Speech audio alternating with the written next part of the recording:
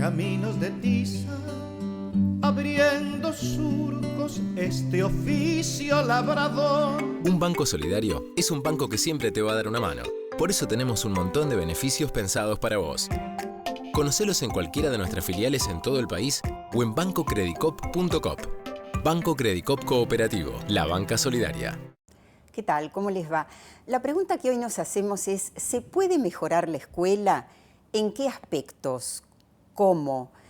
¿Quiénes tienen que involucrarse? ¿En qué tiempos? Y empezando de cero o a partir de lo que ya está construido. Para eso, al encuentro de nuestra invitada. Llévate una sonrisa a la puerta de la escuela, cargando en tu mochila al futuro. ¿Qué tal, Silvina? A ver, cuando se trata de mejorar la escuela, ¿por dónde empezar? Quiero decir, ¿empezar de cero o a partir de lo que hay? No, siempre nosotros decimos que conviene trabajar sobre lo que hay y hacer un buen diagnóstico, y en ese diagnóstico valorar lo que se hace bien y corregir y mejorar lo que se hace mal. Por eso nosotros preferimos hablar de mejora y no de cambio. Por eso, digamos, el último libro que publicamos habla de mejorar la escuela.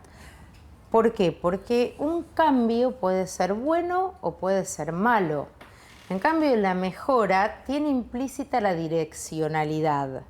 Y una escuela, que es una organización, tiene una dirección.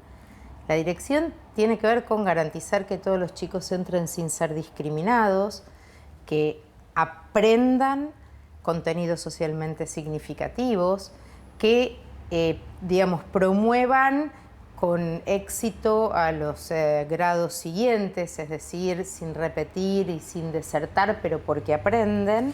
A ver, son muchos temas. Por ejemplo, ¿qué abarca un diagnóstico?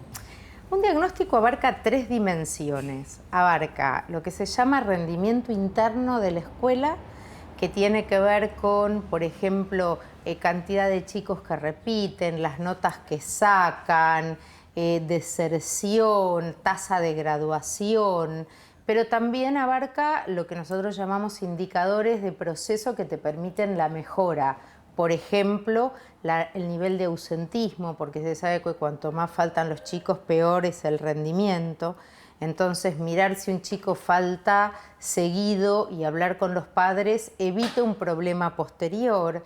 Miramos las notas, promovemos hacer una prueba diagnóstica para ver de dónde parte el chico, para ver cómo iniciamos el proceso de enseñanza, mirar los cierres trimestrales o bimestrales de acuerdo al lugar para ver qué estrategias podemos hacer para evitar que ese chico se lleve materias o tenga problemas posteriores.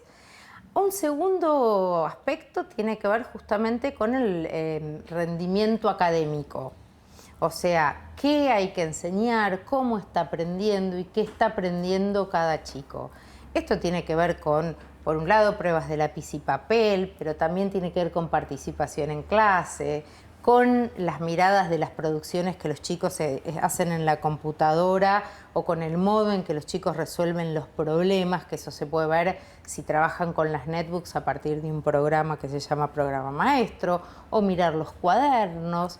En fin, hay muchos modos de ir evaluando cómo van aprendiendo los chicos y de estar a tiempo para cambiar la estrategia de enseñanza si ese chico no aprendió. Ustedes hacen referencia en el libro a la importancia que todos se gradúen en tiempo y forma. Ahora, ¿esto es posible cuando hay diferencias de origen, de puntos de partida? Sí, siempre es posible. El tema, digamos, a ver, nosotros no estamos a favor de la promoción sin aprendizaje. La promoción tiene que venir de la mano del aprendizaje, pero el aprendizaje se tiene que ver como un proceso. Y por eso es tan importante el diagnóstico inicial y ver el punto de partida. Porque si nosotros, por ejemplo, un chico llega a primer grado y por una causa determinada no pudo o no fue al jardín de infantes, ese chico va a tener un punto de partida diferente que otro chico que se escolarizó en el nivel inicial. Ahora, ese chico que entra a primer grado, por ahí hace una evolución muy interesante, pero por ahí no llega a X o B contenidos, pero que no son centrales para el diseño curricular. Entonces, lo mejor es promover ese chico, hablar con la maestra de segundo grado y, digamos, ir haciendo un proceso hasta que el chico enseguida alcanza el nivel de los demás. Ahora, ¿qué pasa? Si vos a ese chico, en vez de darle la oportunidad, lo haces repetir, en realidad lo que haces es castigarlo doblemente.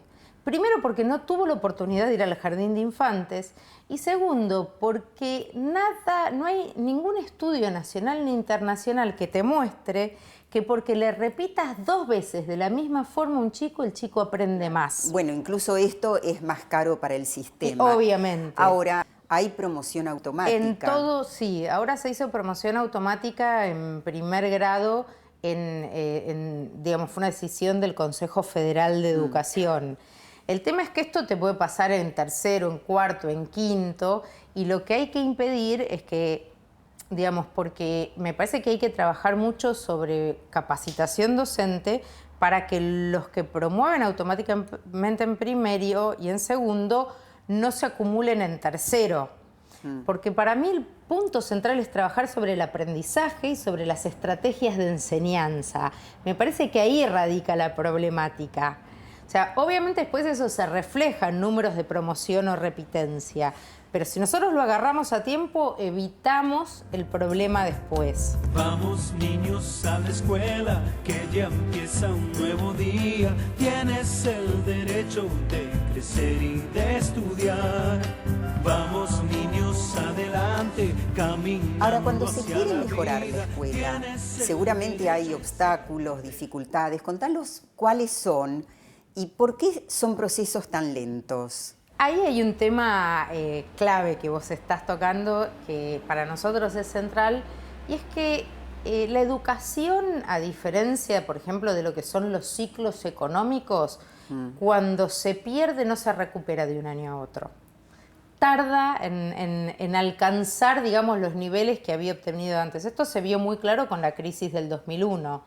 La crisis del 2001, según estudios que se han hecho acá en el país e internacionalmente, repercutió en el sistema educativo hasta el 2006. La economía en el 2004 se estaba recuperando. Claro, se fue recuperando más rápido.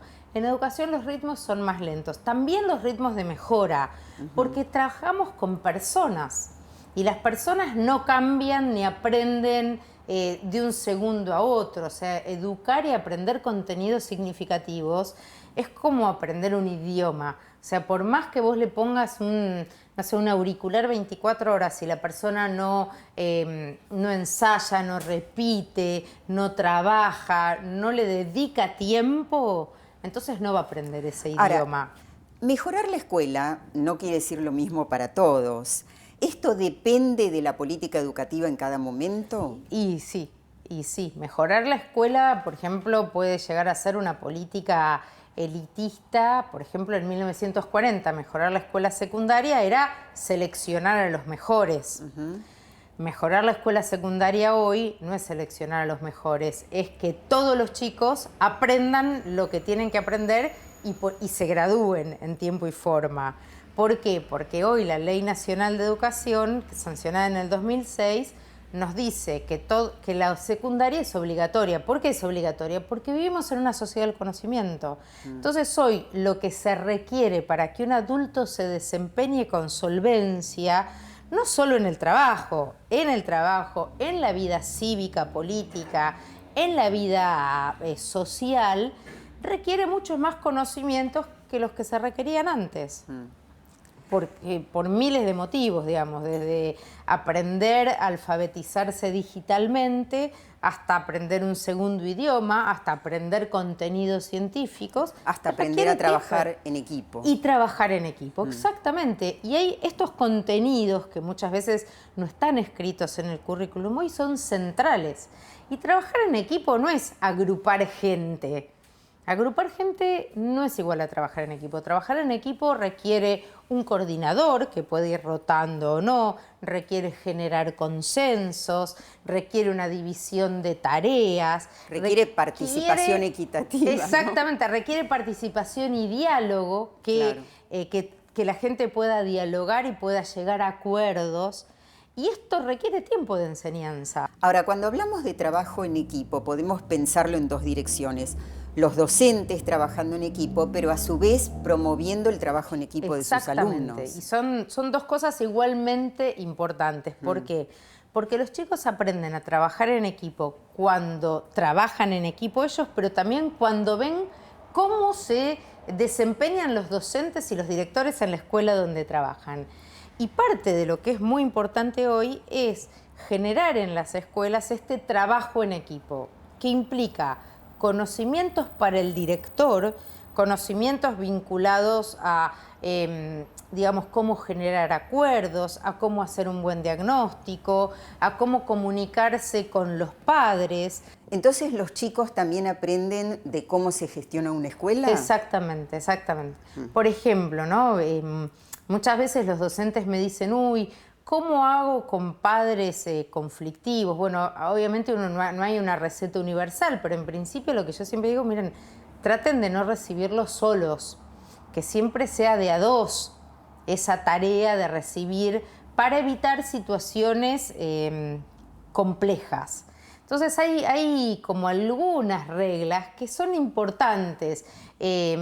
Bajar el tono de cualquier diálogo que suba el tono, que uno por intentar bajar el tono no necesariamente, digamos, está cediendo en el contenido profundo de lo que se está dialogando.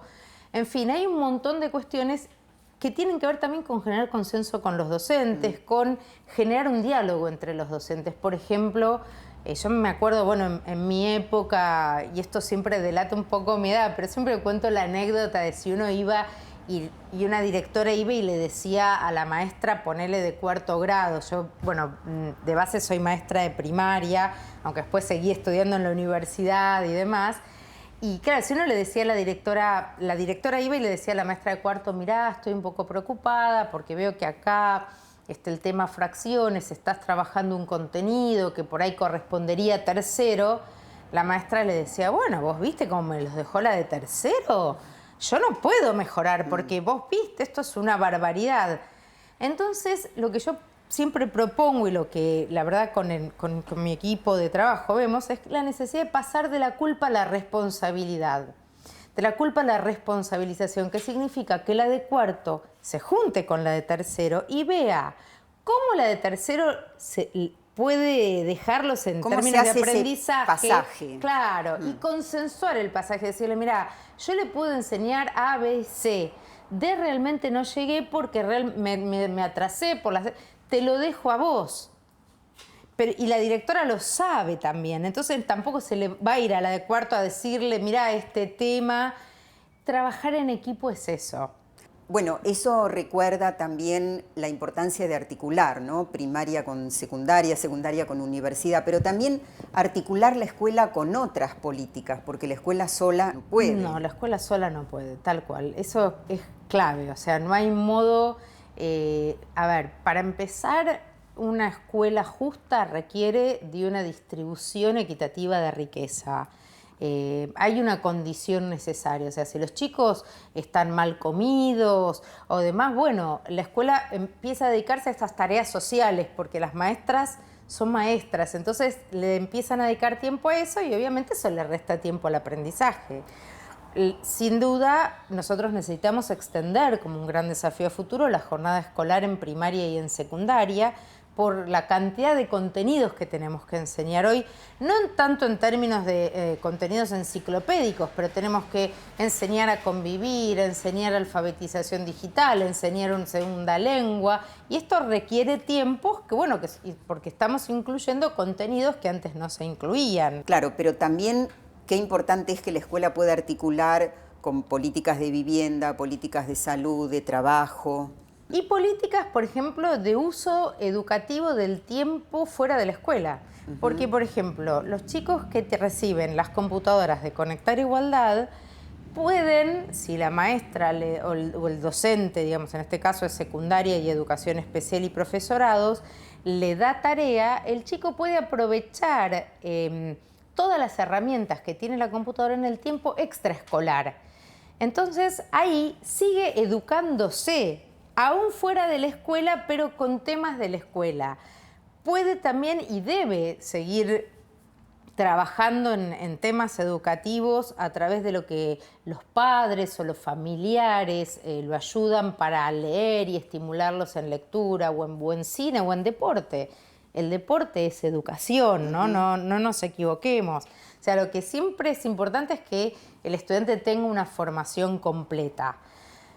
Los juegos, por ejemplo, los videojuegos, que a veces los padres dicen, ay, mi hijo está todo el tiempo, sin duda vale la pena regularles los tiempos que le dedican los chicos a ciertas actividades y no es bueno que el chico sea un adicto a la computadora.